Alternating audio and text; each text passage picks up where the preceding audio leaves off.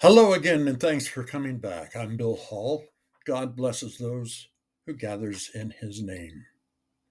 Today I want to speak from a place that touches both the heart and the feet, because true faith doesn't just sit in our heads or our hearts. It moves, it walks, it speaks, it loves.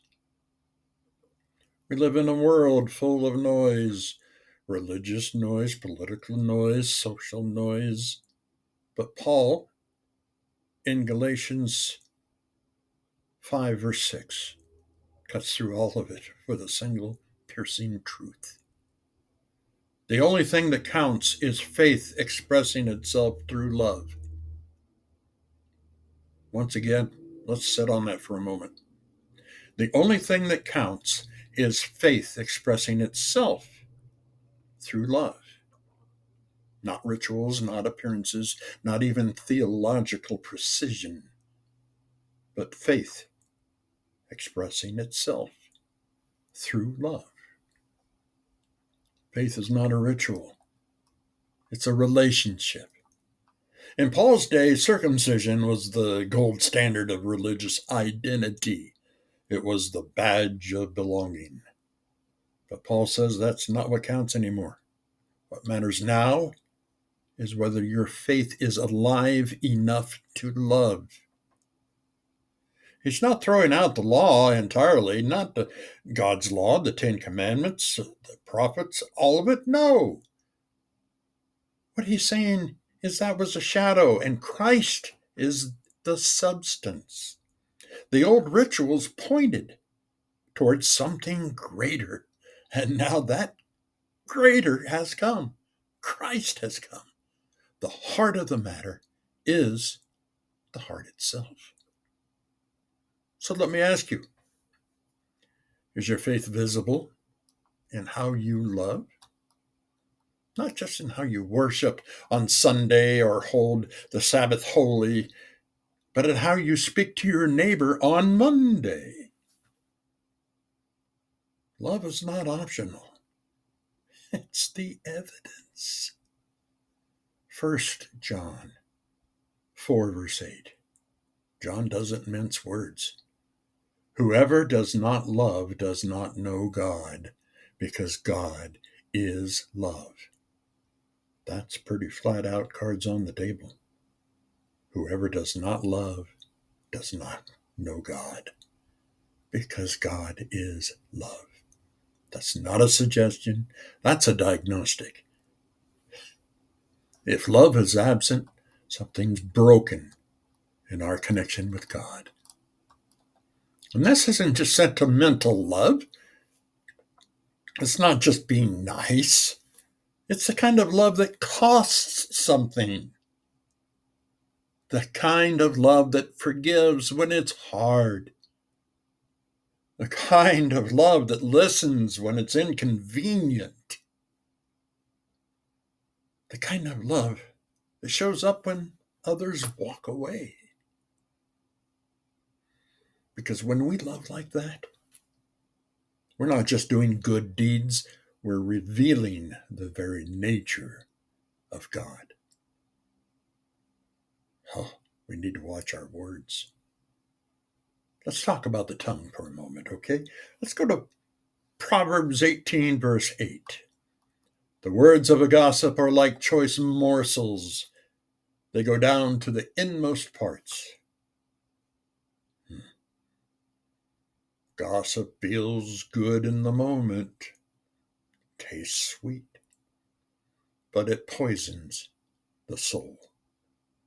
It divides, it wounds, it lingers. Don't let any unwholesome talk come out of your mouths, but only what is helpful for building others up. That's Paul echoing this idea in Ephesians 4:29. Our words are not neutral. They either build up or they break down. They either bless or they bruise. And if our faith is real, it will show up in how we speak, especially when no one's watching.